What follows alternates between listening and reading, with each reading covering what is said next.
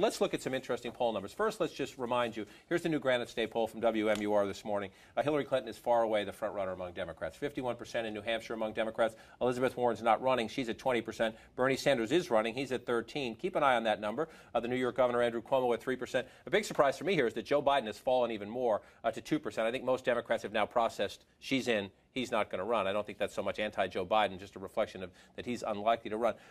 So she's far and away the front runner in New Hampshire. We'll watch and see if those numbers change. Watch Bernie Sanders, watch Lincoln Chafee, watch Jim Webb, the guys who are actually running at the moment, and Governor O'Malley as well. Here's what gets me. This is proof to me that, number one, Hillary Clinton is unlike anybody else in this race because she's been with us so long, and people think they know her so well. And number two, polls are interesting, polls are helpful, but depending on how you ask a question, even a slight change in the question gets you a different answer. Here's the New York Times CBS poll out this morning. Is Hillary Clinton honest and trustworthy?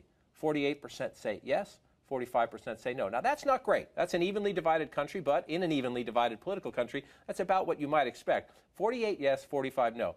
NBC Wall Street Journal asked the question this way. Is Hillary Clinton honest and straightforward? A little different in the question there. We've talked about the private email server. We've been talking about the Clinton Foundation donations.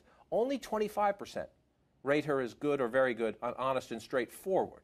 About half who say she's honest and trustworthy if you compare the other poll. Right. I'm struck by the fact that you have Clinton loyalists on Twitter right now bragging about the New York Times poll as if, okay, they've won and they've gotten past the scandal. I think reporters and pundits need to keep two questions in mind when you're looking at a scandal like this, a controversy like this. One, what is the effect on the campaign? And depending on what poll you're looking at, either it's had an impact or it hasn't.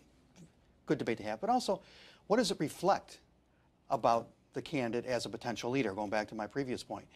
If you ask that question, clearly we're seeing a candidate who right now is not showing us transparency, accountability, or a high level of ethical standards. Those are things we should be factoring in either as well, especially reporters. We shouldn't look at this as, you know, if the polls go her way, that doesn't necessarily mean that we should stop reporting on it.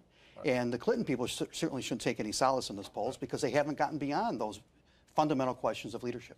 But what I think is so interesting when you look at these numbers and you compare them side by side is that even though perhaps half of voters don't think she's some combination of honest, trustworthy, straightforward, she is still far and away the Democratic choice in this primary season. There is no indication that Elizabeth Warren, Joe Biden, anyone else is going to seriously challenge her. The party is all in, regardless of honesty and trustworthiness. It's kind of a sad situation, actually.